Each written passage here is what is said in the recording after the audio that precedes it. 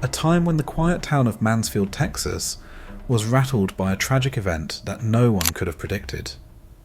Mansfield was a small town, the kind of place where everyone knew each other, where life moved slowly. But beneath its quiet exterior, danger was slowly creeping in. The tragic murder of 16-year-old Adrianne Jessica Jones would leave a mark not just on her family, but on the entire town. This story is more than just a crime. It's a story of dreams cut short, ambition twisted into obsession, and love that turned fatal. Today we'll dive deep into her life, the events that led to that fateful night, and the lasting consequences of her murder. The narration sets a haunting tone as we visualize a serene, almost idyllic view of Mansfield, Texas. But there's a sense of impending doom in the air, a cloud that looms over this small town. While it may have been home to just 8,000 residents, the issues plaguing nearby cities like Fort Worth, gang activity, drugs and violent crime, had begun to take hold here too. We see images of quiet streets, local diners, children playing in front yards, but the narration reminds us that beneath the surface, the town was changing. And it was the youth of Mansfield who would feel the effects most. Adrianne Jones wasn't just another teenager in Mansfield. She was special. From a young age, Adrianne showed signs of brilliance. Teachers at Mansfield High School remember her as a model student, intelligent, driven, and remarkably kind. But beyond the classroom, Adrianne was deeply loved by her friends and admired by nearly everyone she met. She had a magnetic personality, the kind that drew people to her, even if they didn't know her well. Flashbacks show her laughing in the school cafeteria, joking with her friends, and making plans for her future. We see a young Adrianne sitting at the kitchen table with her mother, passionately talking about her dream of becoming a veterinarian. "I want to help animals. I just love them so much," Adrianne says, her eyes filled with excitement. Her mother smiles, proud of her daughter's ambitions. Adrianne's academic success was only one part of her. She excelled in sports too, first on the soccer team until an injury forced her to step away, but she didn't give up. She joined the cross-country team, and despite initial struggles, she quickly rose to become one of the team's best runners. Her strong work ethic carried over into everything she did, including her part-time job at Golden Fried Chicken.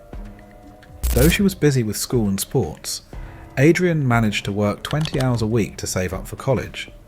But even with all the pressure she put on herself, Adrianne never lost her playful spirit.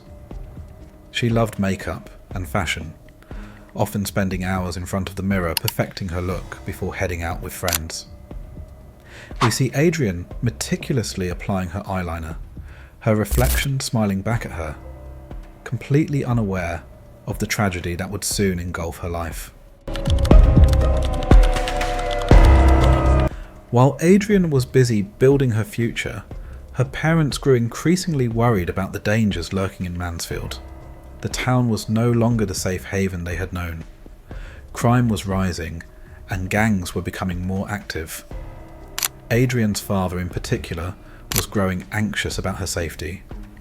He had heard stories of teenagers sneaking out at night and getting into trouble. In his mind, protecting his daughter meant taking drastic measures. We see him hammering nails into Adrianne's bedroom window, ensuring that it couldn't be opened from the inside. Adrianne's mother wasn't far behind, enforcing strict curfews and demanding that Adrianne check in constantly, especially when she was out late. Despite their efforts, Adrianne had a rebellious streak. She loved the thrill of sneaking out, meeting friends late at night, and pushing the boundaries her parents set for her. In one flashback, we see Adrianne tiptoeing down the hallway, careful not to make a sound as she opens the front door. Her heart races, and she can barely contain her excitement as she escapes into the night, meeting her friends by the corner street. These carefree moments are juxtaposed with scenes of her parents worrying, wondering if they were doing enough to keep her safe in a world that was growing more dangerous by the day. One of Adrianne's friends recounts how Adrianne had a way with people, particularly boys. Her charm was effortless, and she knew how to get attention. She was a huge flirt, the friend says with a smile, remembering the way Adrianne would joke around with the boys in class, teasing them playfully. Adrianne wasn't just admired for her personality. Her physical beauty also made her stand out. She had an almost magnetic effect on those around her. This was especially true when it came to the boys of Mansfield, many of whom were drawn to her. In a flashback, we see Adrianne meticulously preparing for a school dance. She spends hours picking out the perfect dress, curling her hair just right, and carefully applying her makeup. She was the type of girl who could light up any room she walked into, and her friends knew it. They teased her, calling her a flirt, but it was all in good fun. Little did they know, Adrianne's natural charm would become a crucial detail in the tragic events that followed. As December 3rd, 1995 rolls around, Adrianne is at home preparing for what seems like just another night. Her phone rings, and it's her boyfriend, Tracy Smith. They talk for a while, laughing and catching up, but then the tone changes. There's another call coming through. It's David Graham, a boy from her cross-country team. Adrianne, ever the friendly and caring person, answers the call, but her mother overhears the conversation and becomes immediately concerned. Adrianne brushes it off, insisting that David is just a teammate and that there's nothing to worry about.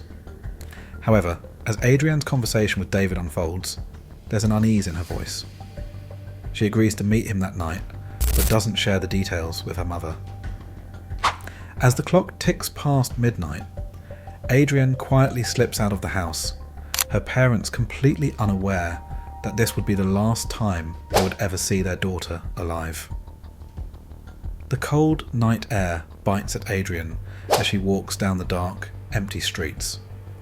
She thinks she's meeting a friend, but something far more sinister is waiting for her. The next morning, a local farmer begins his day as usual, but as he walks towards his mailbox, something catches his eye. At first, he assumes it's an animal carcass, but as he moves closer, his heart begins to race. What lies before him isn't roadkill. It's the lifeless body of a teenage girl. Shock and horror wash over him as he realises the gravity of what he's stumbled upon. He fumbles for his phone and immediately calls the police. When the authorities arrive, the scene is more disturbing than anyone could have imagined. Adrianne's body, covered in bruises and scrapes, tells the story of her desperate attempt to escape. The barbed wire she ran through left cuts all over her arms and legs, and the gunshot wounds in her cheek and forehead revealed that her death was no accident. This was a brutal, execution-style murder. The scene is expanded as police officers comb the area for evidence. The cold air hangs heavy as they process the crime scene, documenting every gruesome detail. Adrianne's nightclothes, the dirt on her skin, and the location of her body all point to the horrific truth.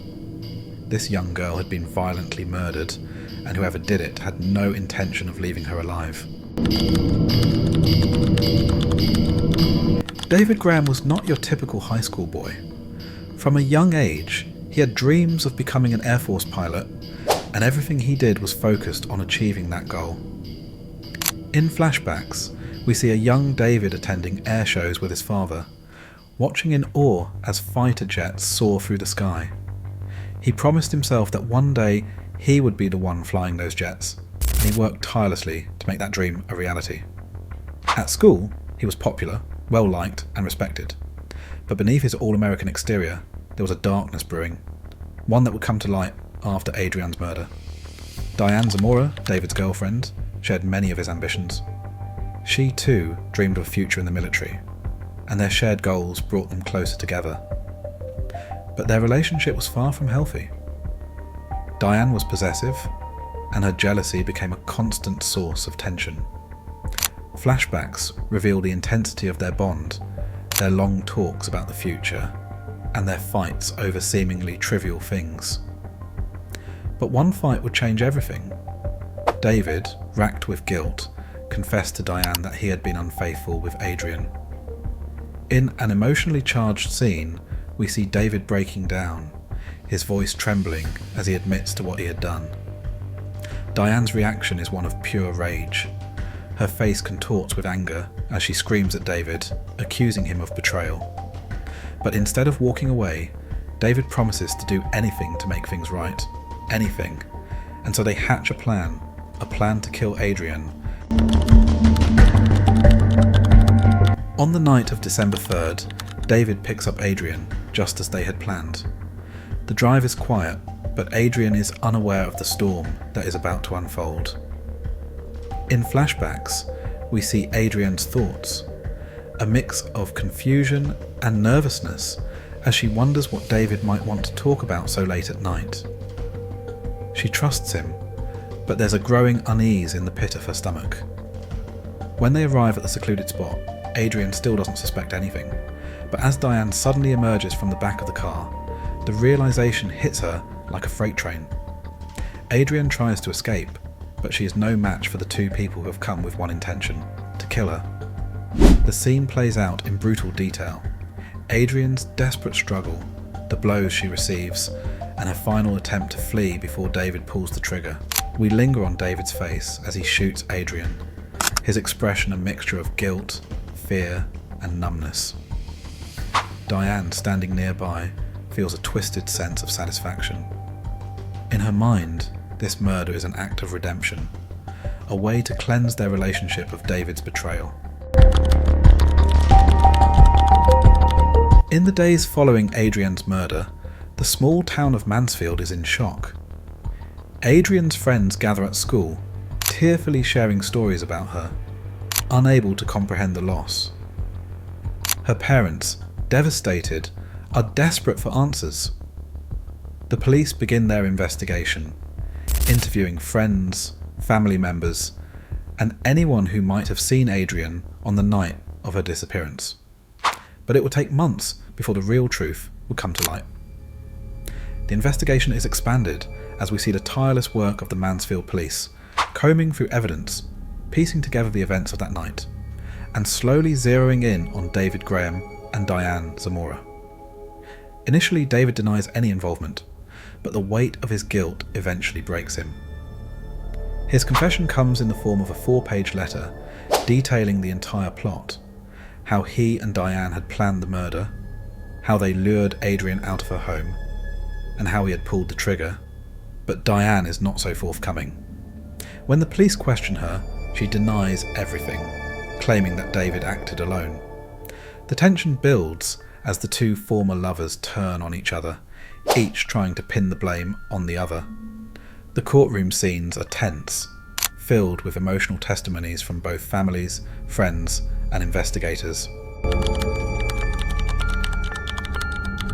The trial ends with David and Diane both receiving life sentences.